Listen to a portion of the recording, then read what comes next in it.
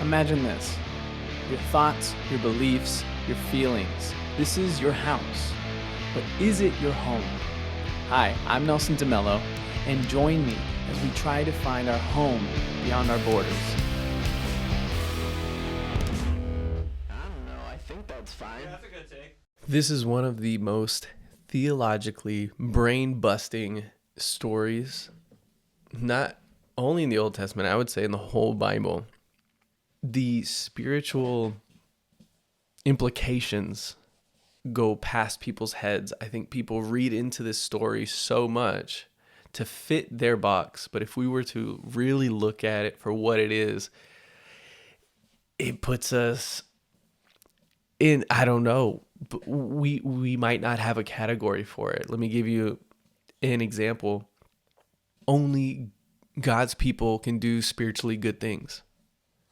Well, if there was a prophet, a pagan prophet, that ended up blessing Israel, and that blessing had actual ramifications for what happened to Israel, then what? You know when like your friend is like obsessing over something and you're like, dude, that's not, like, I don't know why that's an issue for you. You know, I'm trying to, like, I don't know, like putting mayonnaise on a Philly, you know, like a Philly sandwich. And they're like, dude, that's just wrong. Like, how could somebody, you know, do that and blah, blah, blah. And you're just like, it's just a sandwich, dude. I mean, relax, you know. I don't know if it's one of those cases where like I'm like tripping over this story and you read through it and you like, you get what you get out of it and you're like, okay, cool. But I don't know, man. I just think this story, I think it has the potential to really shift our minds in understanding the spiritual realm. Now, I've spent a lot of time trying to read these 3 chapters over and over again. You know, I'll read it kind of in reverse order. I've read it, you know, verse by verse, writing down my notes. I don't know. I feel like I'm missing something. Hopefully, you know, the comments will help me out.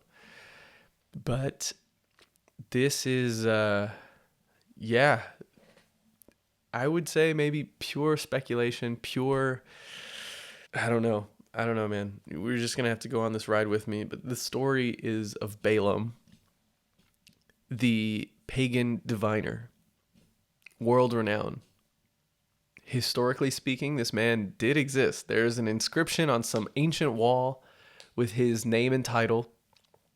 Now, how they are, you know, connected, they're, you know, it's neither here nor there.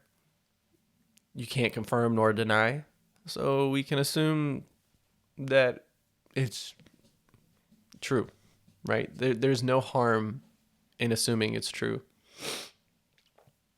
As a Christian, you know, I read this, I'm like, yeah, well, this probably happened. I don't see why not. But as like a skeptic, maybe, there's no harm. Well, I mean, you know, we're getting into esoteric, spiritual, otherworldly, supernatural. So like, if that's not your thing, that's not your thing, right? I'm going to give you the backdrop because I don't want to read, you know, verse by verse, the whole thing. We'll probably start somewhere like verse 8 or something.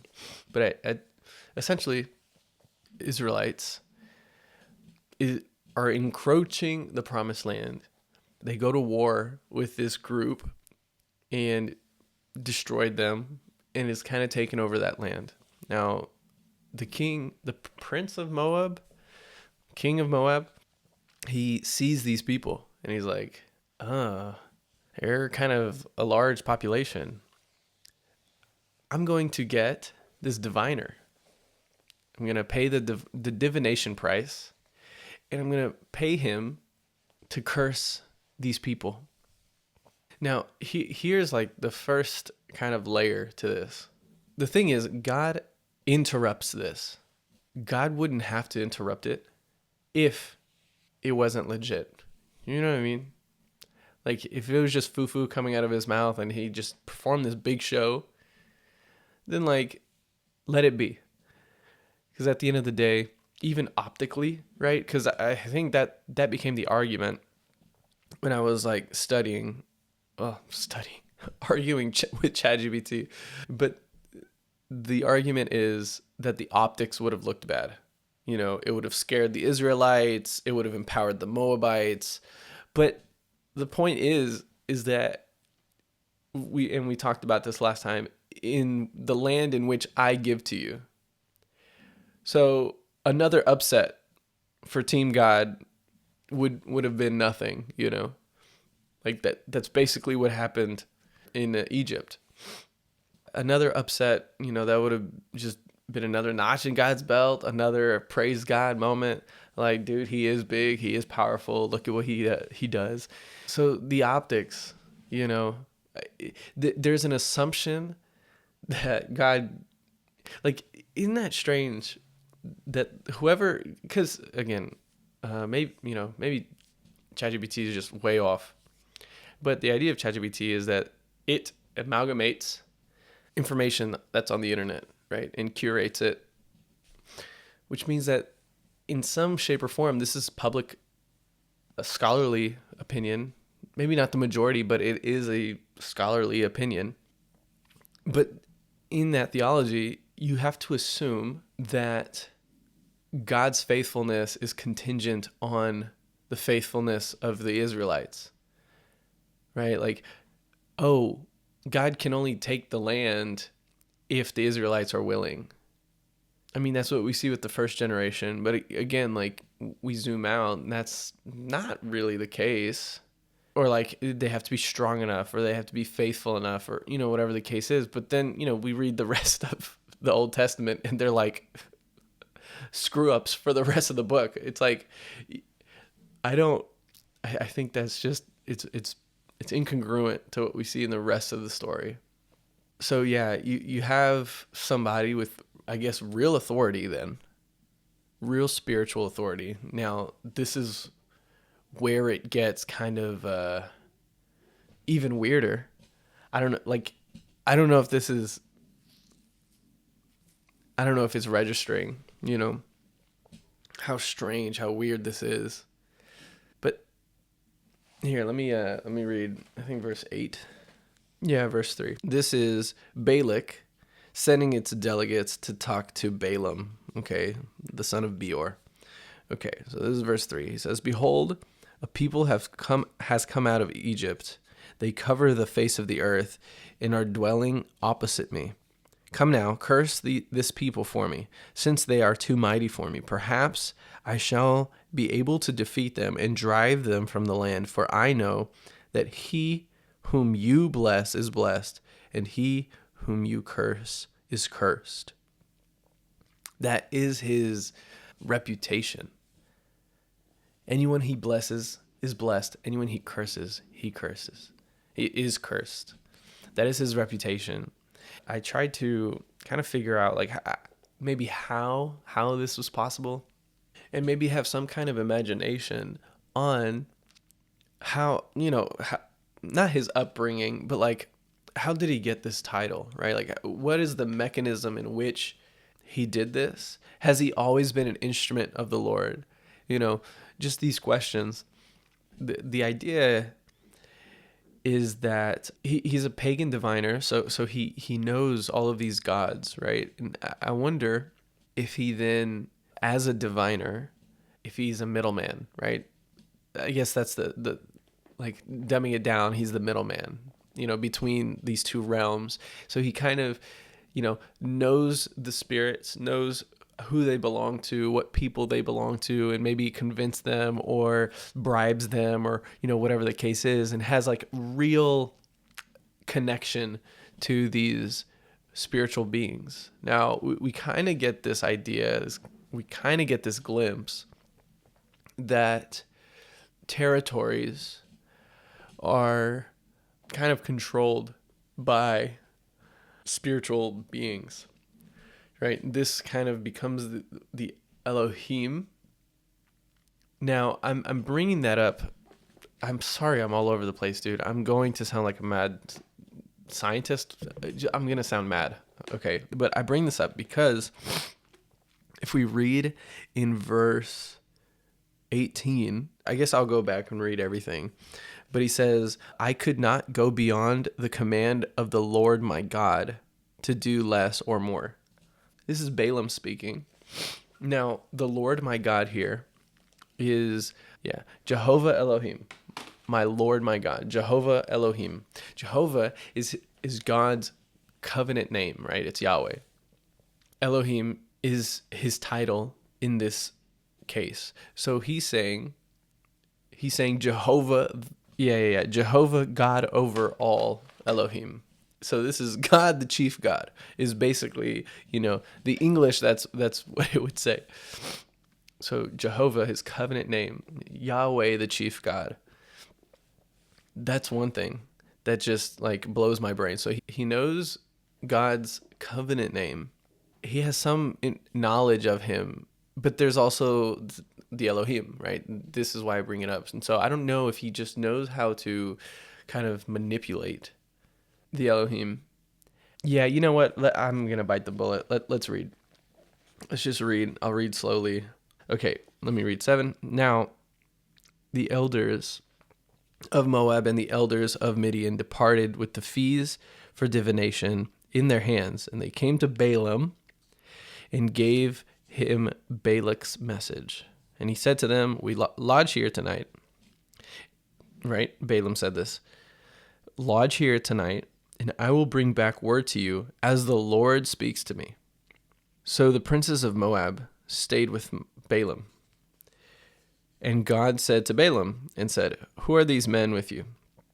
Balaam said to God, Balak, the son of Zippor, king of Moab, has sent to me, saying, behold, a people has come out of Egypt, and it covers the face of the earth.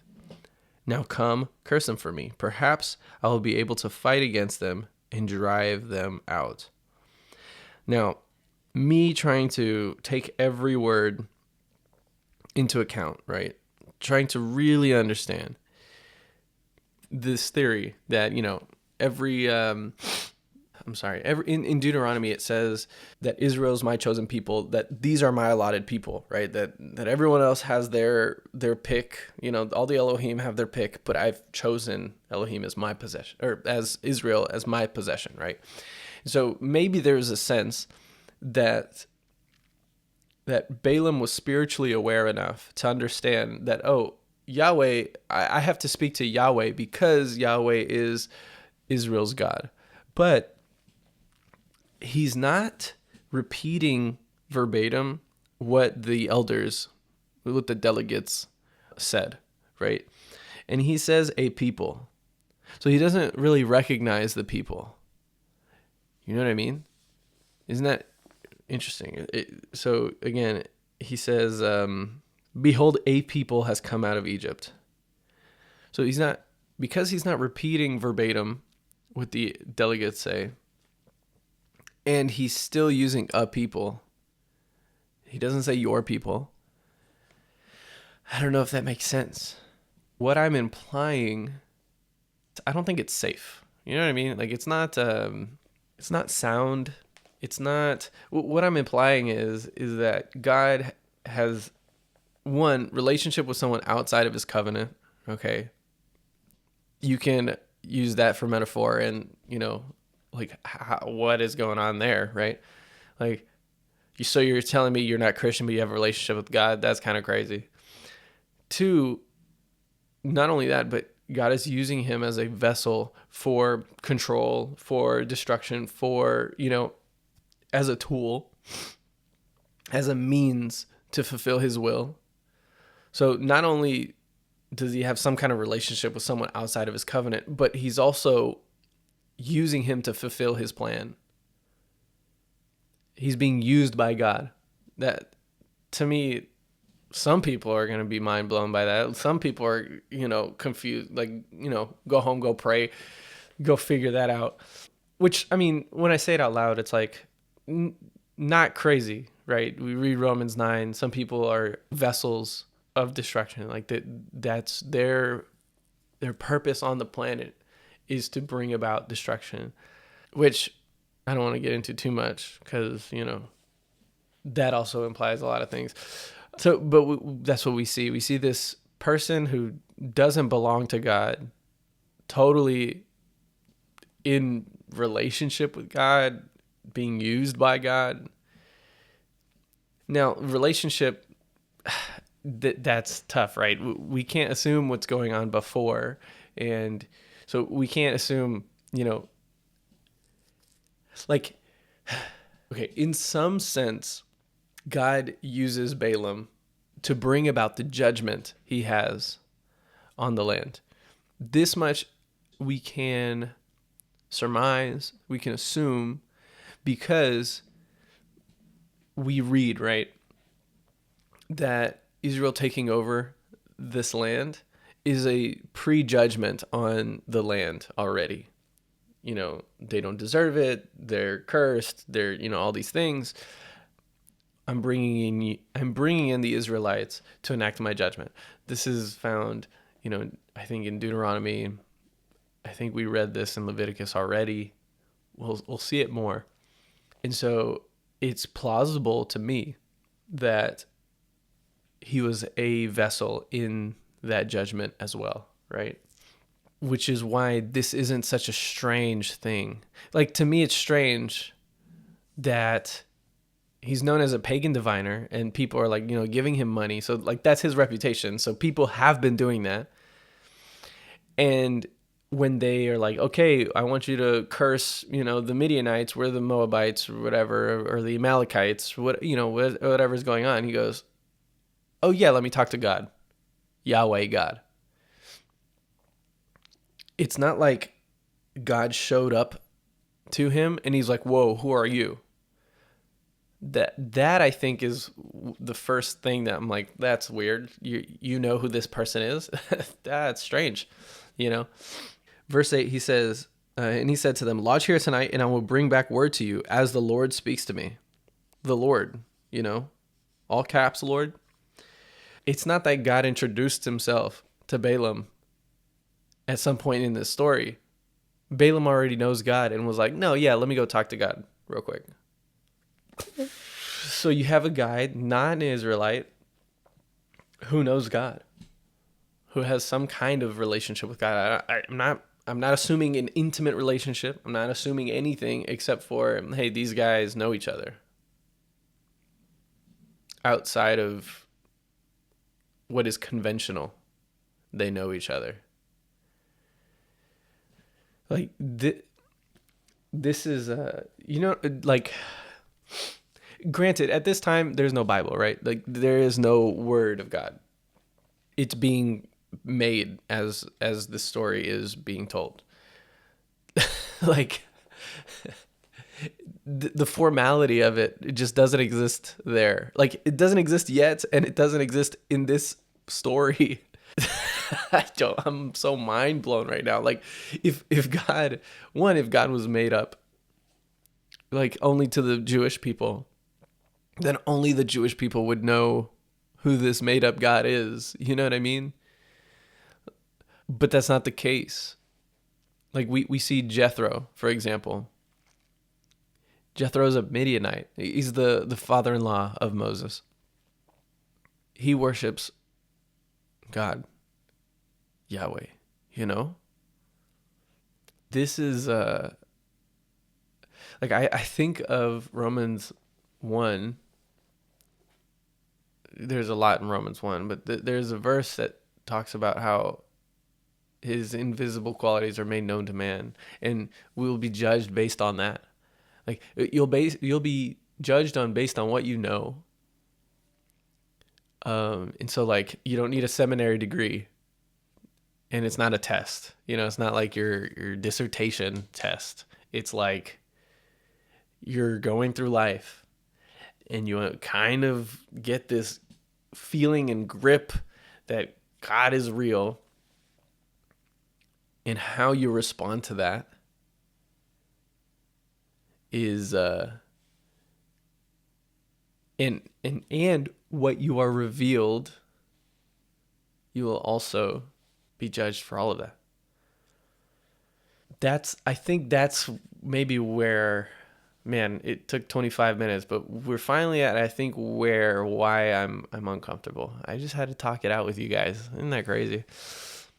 But I think I'm uncomfortable because this guy has no precedent for theology. He just knows who God is.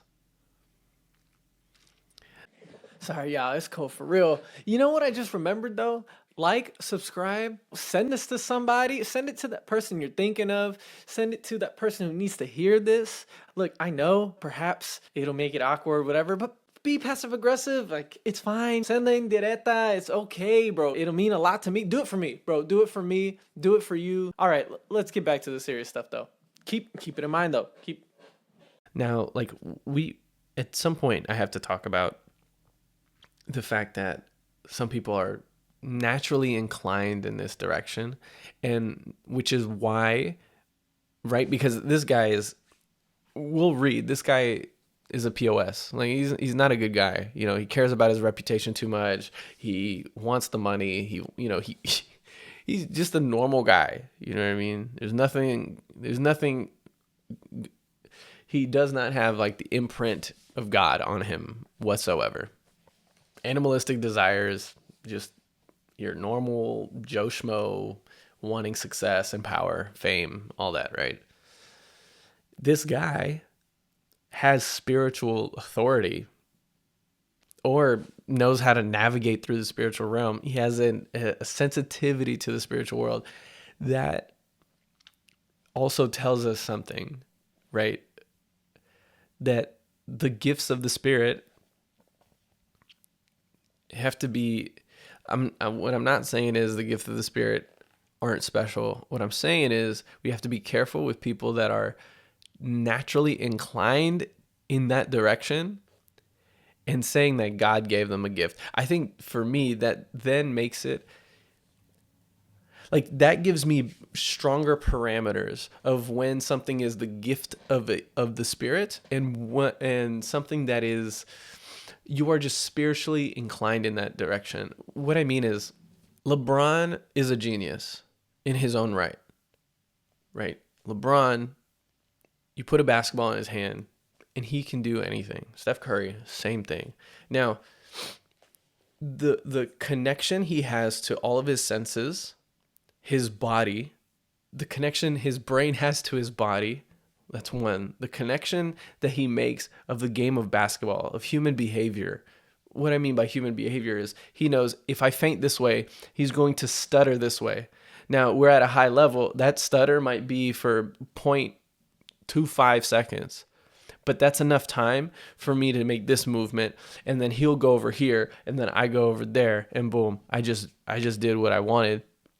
You know what I mean? So he understands how to maneuver people. He knows how to force people into errors. He knows how to, like, he also understands physics, right? I can throw a ball from here in this angle, boom, boom, boom, it goes in. Like, that's not what he's thinking. Maybe he's not thinking all these things, but that is what his brain is doing, right? So the way your brain connects to your muscles, I don't have to explain all this, but there's a genius that is going on with top level athletes. Same with mathematicians. So, like, you can be a genius with your body, you can be a genius with your brain. I think you can be a genius with your spirit. I think that's kind of what we're seeing. So, like, there's an inclination to sports, there's an inclination to science, there's an inclination to spiritual matters. This is as special. Like, we want to put spirituality sometimes on a pedestal because that's something we can't necessarily see, right? But I think that's just as special as LeBron being good at basketball. You know what I mean? Like, and it's as random, it's as, like, you got to put in the work, which is maybe studying, meditating, whatever. But it's in that same realm. And I'm deducing this again because this man, Balaam, he's not connected to God. Like, his holiness, like, that's what I'm saying. Like, I don't know how to explain his connection to God, right? Like we have this preconceived notion that you have to be, you have to believe the right things. You have to, like, I don't know, some people, the gift has to be imparted to you. Some people, like, at least, like, if you're sinful, then you can't have that connection with God, which, like, you have all of these ideas of how to be, spiritually inclined, how to be closer to God, how to be, how to have that spiritual authority and all this. We have our notions, but this story disrupts all of that. Like I'll show you what I mean. So verse 20, for example, of how he's, a dummy. So verse 20, and God came to Balaam at night and said to him, if the men have come to call you, rise and go with them, but only do what I tell you. Right? So God is saying, hey, this is at night, you're sleeping. If the men come back to you a third time, if they come back a third time, then go with them. But then, so verse 21. So Balaam rose in the morning and saddled his donkey and went to the princes. Right? Verse 22. But God's anger was kindled because he went. Right? So he was saying, look, if they come to you a third time, you can go. And he woke up and was like, I'm just going to go. He's like, that's basically giving me permission to go. Like, they're going to come here eventually. Maybe they weren't. Maybe they would. Whatever the case is, he still went. So, I guess maybe I should have read verse 18 where it's like, I'll give you a house full of gold and silver. And then they're like, okay. No, I can't accept that. I can't accept that. And then he went to sleep, woke up, all that. Sorry, Harley's over here. Hey, mama. Yeah, so we see that he is corruptible, right? We see that he's not a faithful guy, They offered him money and he was like, say less. Quietly, right? He didn't say that to the guy. That's bad business. You know what I mean? So yeah, it ruins people's theologies. I feel like that's why I like hype this story up so much. Like, this is just a really confusing story. But kind of going back, because I do want to emphasize, right, spiritual genius. Like, we put this on a pedestal of like, healing and prophecy and all of these things. Maybe there's something there, maybe in some crazy way, this is a natural gifting for some. If that is the case, then when the gifts of the Spirit are given, they are maybe incongruent to your natural abilities because there's more of a grace there. You know what I mean? This isn't like, so this was kind of what I'm saying. It's like me being introspective, me understanding and knowing people and da-da-da. What I say when I have one-on-one conversations, I don't think it's prophecy. You know what I mean? Like, I can get really nitty-gritty in there. I could say things and you're like, oh man, I've never seen it that way. I've never heard that before, or like, how did you know that? Or, whatever the case is. But that's my savviness. You know what I mean? And like, I can I can pull a psych, and like deduce it in my head and then give some kind of act to it. But that's just, me therapizing. That's me like understanding the human condition. That's me just understanding people, and like that could maybe make for good, well, hopefully good storytelling. I love storytelling. But good books, not in the storytelling, but like in the teaching sense, like giving information. But that's not like well, I don't know. Like some people would say, hey, you have just refined and trained your spiritual gifts. Maybe. But I do see, like, there's a guy that I watched like talk about this. And like, it's really, over video, any kind of miracle you see, it's like, this looks like an act, like it's really hard to be like, oh, I believe it, I've got that skepticism. But this guy, he claims to have the power of healing, and he heals people and all that. But he started doing this thing to show how big God is. And he would tell, like, if it was a group of people and one guy was like, oh yeah, dude, like one leg is longer than the other and I have hip problems and knee problems, my foot hurts and da-da-da, right? And he goes to his friend and says, hey, I want you to pray for him for healing. And he's like, oh, but I don't believe. He's like, hey, I didn't ask, and that would be kind of the mechanism in which he would do it. I guess that reminded me of like, dude, that is a gifting, that is like, I have no means of doing this thing, yet here it is. So, I mean, whatever that looks like on my end, I don't know. I'm also not so flagrant with spirituality. I tried to be very opposite of nonsensical. Sensical? Is that a word? Sensical? I've never heard of it. But just, I try to be based. Try to be sober-minded. Even though I sound like a lunatic right now. And I understand. And this might not be for everyone, right? Like this conversation is uncomfortable. I think just, I don't know. Again, mayonnaise on Philly. You know what I mean? Might not be. It just might be my quarrel. But yeah, so this idea that spiritual prowess could be some kind of random, it could be a kind of genius. It could be a kind of aptitude.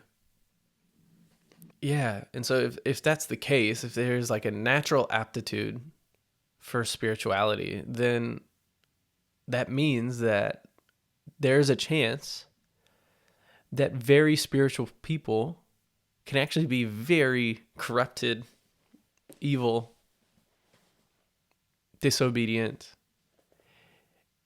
And that has nothing to do, right? Because what I'm trying to say is we cannot correlate like spiritual authority and power and whatever that is to holiness. Those two things are not the same. And we see that in this story. This guy, he's like the diviner. He's, whoever he blesses is blessed. Whoever he curses is cursed. It has a kind of relationship with God, which again, I think honestly, we can maybe look at the story of, hey, Balaam is just a tool of destruction of the Canaanites, of, just a vessel being used. I mean, we're all being used in a sense, like not in a you don't matter sense, but in quite the opposite, that we all have our function in the world that amalgamates to the will of God being done. We're all cogs in a machine, but that machine won't work without a cog. And some cogs are to help. Well, I would say maybe all of us help in this process of judgment. Some people are on the punishing end. Some people are in the punishing and punishment. And some people, I guess there's 4 categories is what I'm saying. There's like receiving blessing, giving blessing, being punished, and giving punishment, right? Like those 4 are happening all at the same time in the world for all time. These are the ramblings of a madman. I might just name that this. No, I'm just kidding. I can't. Well, I mean, I could. Not that I can't, but then you wouldn't know, Or actually, yeah, maybe I could, as a subtitle. Subtitle. Dude, what am I? It's like the title under the title. You know what I'm saying? Like there's the title, numbers 9. There's going to be numbers 9.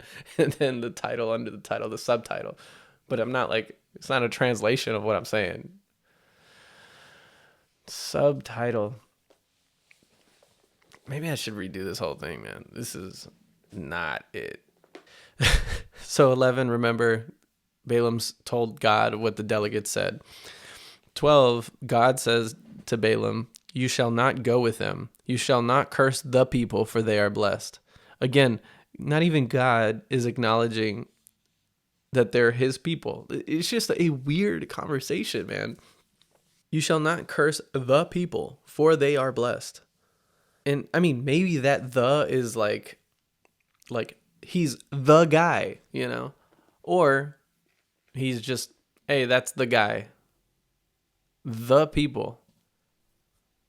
What is that? Like a singular article, something. Like there's money and then the money, It's like the I don't know. Maybe if I just repeat it enough, it'll sound like I know what I'm talking about. Oh my gosh. The people. Okay, so verse 13. So Balaam rose in the morning and said to the princes of Balak, go to your own land, for the people has refused. What? Sorry, the people. It says, go to your own land, for the Lord has refused to let me go with you. And the princes of Moab rose and went back to Balak. Balaam refused to come with us. Once again, Balak sent princes, more in number and more honorable than these. And they came to Balaam and said to him, thus says Balak, the son of Zippor, let nothing hinder you from coming to me, for I will surely do you a great honor. Whatever you say to me, I will do. Come, curse these people for me. And Balaam answered and said to the servant of Balak, he's like, bro, God already told me. He says, though Balak were to give me his house full of silver and gold, I could not go beyond the command of the Lord my God. Again, Jehovah Elohim, to do less or more. So I could not go beyond the command of the Lord my God to do less or more. So you, too, please stay here tonight, that I may know what the Lord will say to me. And God came to Balaam at night and said, if the men have come to call you, rise, go with them, but only do what I tell you.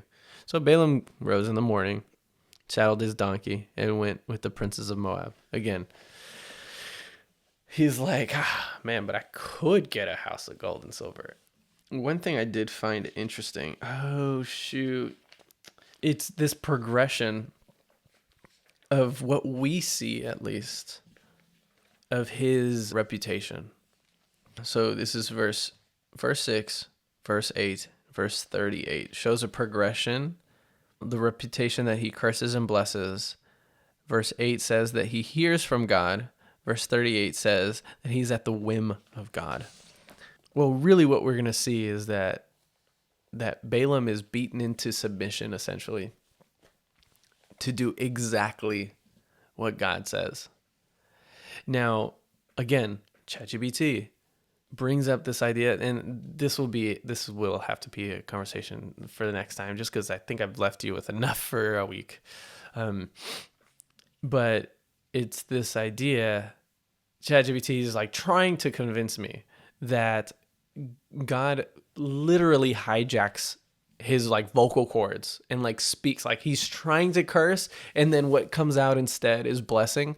Like he's completely out of his mind, out of control of his own body, and God is like actually possessing him and speaking, which like I don't know if any theologian would believe that. And if that's the case, I think that's like antagonistic to the character of God, in the sense that, I don't know, I just grew up hearing from like all people, like God doesn't possess, he inspires kind of deal. Like the devil possesses and oppresses, God does not, And so just this idea that God would possess Balaam to bless Israel, I don't know, sounds kind of out of pocket. Like, I don't know if anyone really believes that, but that's what ChatGPT was trying to convince me of.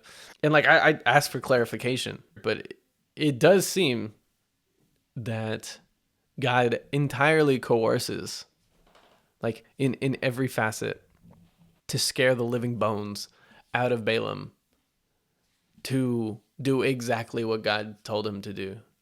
Like, again, speaking it out loud, maybe that is a function of having a relationship with God without being in the covenant with God.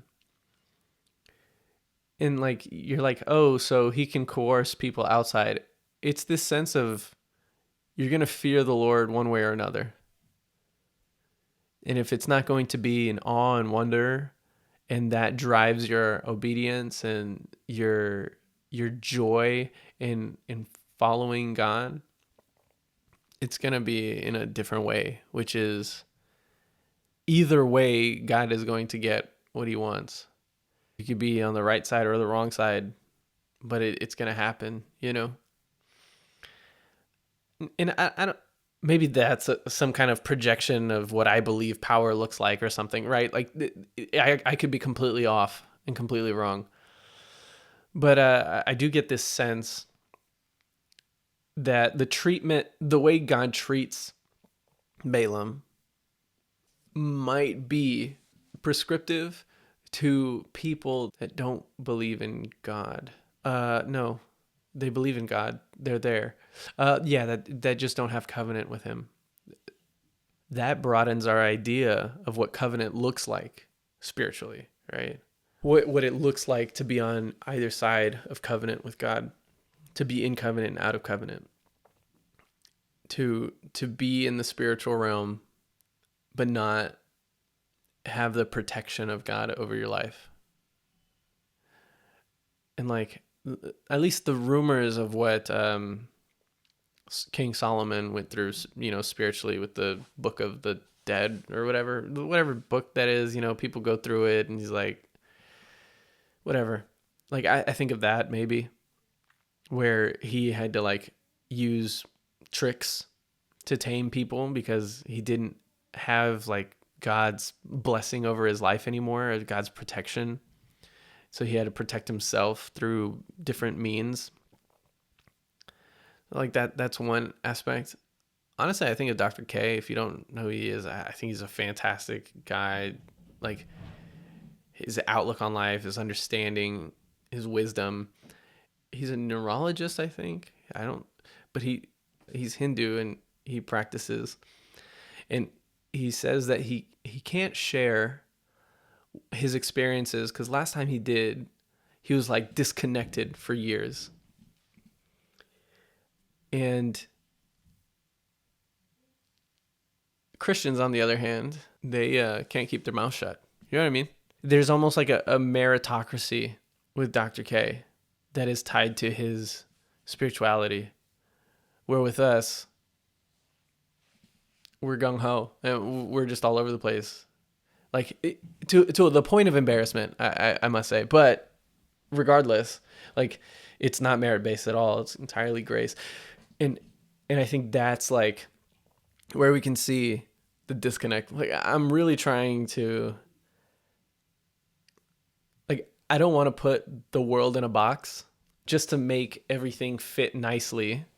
In this sense, I don't want to hear someone's story that doesn't fit in my theology or my framework and just say, you're probably lying because that doesn't fit my framework.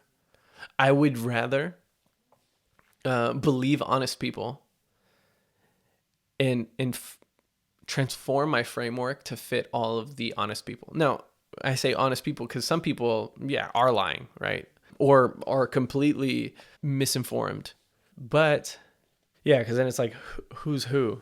And it's not that I go with my gut or anything. I think it's just like, I take everything with a grain of salt until, something either comes out where, they were lying, or if I meet enough people in that same situation that tell a different story.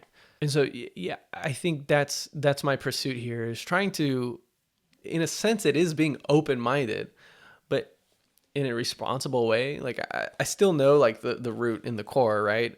And it's not that I let culture define what I believe. Obviously, I'm like over here saying things that are anti-Western church, kind of. If God is not a God of chaos, then everything can be systematized. Like in a true scientific fashion, things can be systematized, things can be understood, the what and the how and all that. So in some shape or form, I'd like to budge in that direction, whether it's spiritually or the human condition, psychologically. I don't know, man. But I don't want to miss out on things just because it doesn't fit my thinking.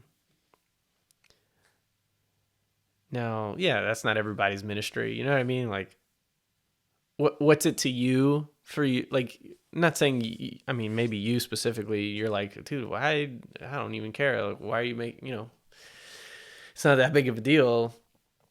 It's like, all I care about is following God. And if I'm, doing right by my wife and kids and da-da-da, it's like, more power to you. Honestly, more power to you. I don't know why I'm a psycho, but I am. And here I am, just trying to figure things out. So yeah, I mean, maybe you're just as like tuned in as I am. And you're like, whoa, dude, this is blowing my brains right now. Like I didn't know this. And even though you spent maybe an hour saying absolutely nothing concrete, like that you're getting at ideas that maybe I could explore and figure out for myself, and maybe, send you a, write it down in the comments of like, yo, you said this and I researched it and this is what I found. And I'd be like, oh, dude, thank you so much, because I was very confused. Yeah, or you're just like, dude, I just want to trust God and be a good husband and father. And if that's you, man, dude, I wish. I think that's going to be it for today, guys. We're going to talk about the donkey. How, pardon my French, how an ass sees God before the prophet does. Hey, sometimes the metaphor is true. You know what I'm saying? I'm talking about literal donkey, but sometimes the donkey sees God before we do. So yeah, we'll talk about that next time. Peace. Hey guys, thank you so much for going on this journey with me. If you like the content, please like, subscribe, follow, and remember, there is more to life, and that is good news. Thank you guys so much. Have a great day.